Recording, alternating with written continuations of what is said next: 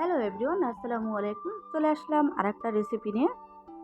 অনেকেই জানে না ফ্রেঞ্চ ফ্রাই কিভাবে তৈরি করে। আজ আমি সহজ করে একদম দেখিয়ে দিব ফ্রেঞ্চ ফ্রাই বাসায় কিভাবে তৈরি করে। যেমন ক্রিস্পি হবে তেমনই মচমচে হবে, দোকানকেও হার মানাবে। তো আশা করি ভালো লাগবে, থাকবে টিপস আর টিপস। ভিডিওতে সম্পূর্ণ দেখার অনুরোধ রইল, ভিডিওটা না টেনে। তো দেখুন, এখানে প্রথমে আমি নিয়েছি 3টা আলু। তো এই ফ্রেঞ্চ ফ্রাই করতে বড় বড় আলু লাগে। বড় বড় আলু হলে ভালো হয়, যত বড় নিতে পারেন যত বড় নিতে পারেন আলু।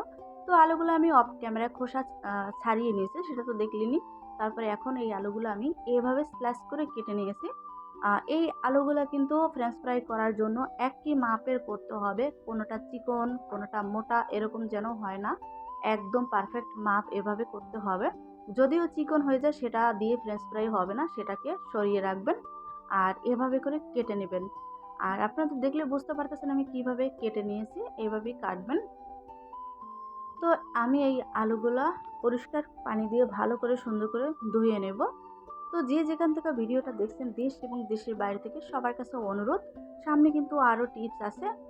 যদিও কোনো স্কিপ করে দেখেন ভিডিও, তাহলে ভুল হয়ে যাবে, আপনারা বাসায় তৈরি করতে পারবেন না পারফেক্ট।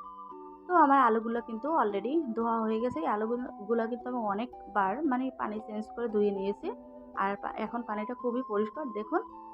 তো এটাকে আমি এখন পানি থেকে তুলে নেব। তো দেখুন, আমি কিন্তু আলুগুলো তুলে নিয়েছি। এবার চুলাতে আমি একটা প্যানে দিয়ে দেবো পানি। তো পানিটা ফুটে উঠছে। এখন এখানে আমি দিয়েছি লবণ। আর এই পানিটা দেওয়ার কারণ হলো, এখানে আলুগুলো আমি মাত্র 2-3 সেকেন্ড একটু মানে সিদ্ধ করে নেব। এই আলুটা অবশ্যই ফ্রেঞ্চ ফ্রাইয়ের জন্য সিদ্ধ করতে হবে। আপনারা যদি কাঁচা আলুটা সরাসরি ভাজতে চান তাহলে কিন্তু ওটা আলু ভাজা হয়ে যাবে, ফ্রেঞ্চ ফ্রাই কোনোদিনও হবে না। এটাই আরেকটা টেস্ট, এটাই আপনাদের জানতে হবে। তো দেখুন, আমি আলুগুলো কিন্তু দিয়ে দিছি। আর এই আলুগুলো কিভাবে কতটুক মানে ভাপ দিতে হবে বা সিদ্ধ দিতে হবে সেটাও আমি আপনাদেরকে বলে দেব। দেখতে থাকুন ভিডিওটা। তো বন্ধুরা, আমার চ্যানেলে কিন্তু আমি অনেক সহজ সহজ এরকম রেসিপি দিয়ে থাকি, চাইলে আমার চ্যানেলটা আপনারা ঘুরে আসতে পারেন। আর ভিডিও দেখতে দেখতে যারা লাইক দিতে ভুলে গেছেন, প্লিজ একটা লাইক করে দেন। তো এখানে কিন্তু আমার মানে আলুগুলো শুধু একটু কালার আসবে, আর কিছু না। এটাই, আলুগুলোর একটু কালার আসবে, তাহলে এই আলুটা নামিয়ে নেবেন। তো আমি একটা স্ট্যান্ডার দিয়ে পানি ঝরিয়ে তারপর নিব। তো এটাকে আমি উঠিয়ে সাইডে রেখে দেবো, একদম ঠান্ডা হয়ে যাবে। ঠান্ডা করতে হবে আলুগুলা। গরম গরম কোনো রকম এই আলুগুলা কিছু প্রেশার দিতে যাবেন না, কিছু করতে যাবেন না, তাহলে কিন্তু আলুগুলো ভেঙে যাওয়ার চান্স থাকবে। আর বেশি সিদ্ধ করলেও কিন্তু আলুগুলো একদম ফ্রেঞ্চ ফ্রাই হবে না, ভর্তা হয়ে যাবে। বুঝতে তো পারছেন। তো আমি এখানে কিন্তু একটা প্যানে দিয়ে দিলাম তেল। আর এই আলুগুলো ভাজতে একটু তেল লাগে, তো এখানে কিন্তু আমি পর্যাপ্ত পরিমাণ তেল দিয়েছি।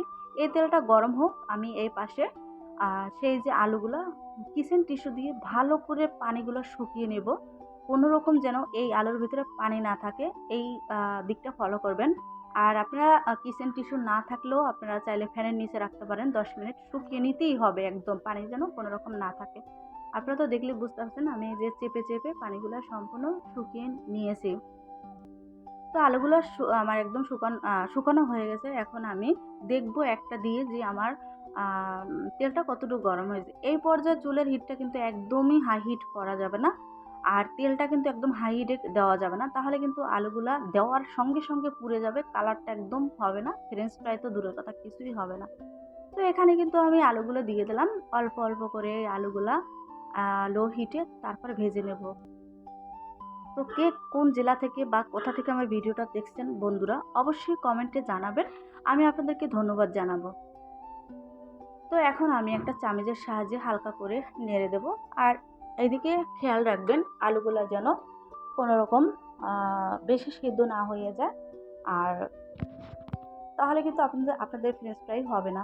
এই ফ্রেঞ্চ ফ্রাইগুলো এমনভাবে আমি তৈরি করে দেখাবো আপনাদেরকে, আপনারা দোকানে গিয়ে কিনে খেতে হবে না, কোনো রেস্টুরেন্টে যেতে হবে না, আপনারা বাসায় ঝটপট তৈরি করে খেতে পারবেন। তো আমার আলুগুলা কিন্তু একদম মানে ভেসে উঠছে তেল থেকে, তার মানে আমার আলুগুলা ভাজা হয়ে গেছে। এখন এই আলুগুলা আরেকটু ক্রিস্পি করে তারপরে এটাকে তুলে নেব। এই যে দেখুন, আমার আলুগুলো কিন্তু ভাজা হয়ে গেছে, তার মানে তেল থেকে আলুগুলো ভেসে গেছে, তার মানে এই ফ্রেঞ্চ ফ্রাইটা হয়ে গেছে। এটাকে আমি নামিয়ে নেব আর বাকিগুলো আমি অফ ক্যামেরায় ভেজে নেব। আপনারা তো দেখলেই বুঝতে পারতেছেন। তো আমার ভিডিওটা দেখতে দেখতে যদিও কোথায় আপনাদের ভালো লেগে থাকে, তাহলে একটু বেশি বেশি একটু শেয়ার করে দিবেন। আপনাদের একটা শেয়ার, একটা লাইক, একটা কমেন্টে আমাদের ভিডিও বানাতে অনুপ্রাণিত জাগায়। তো আপনাদেরকে অনেক অনেক ধন্যবাদ আমার ভিডিওটা দেখার জন্য। তো দেখুন, আমার কিন্তু অলরেডি আলুগুলো কিন্তু ভাজা শেষ।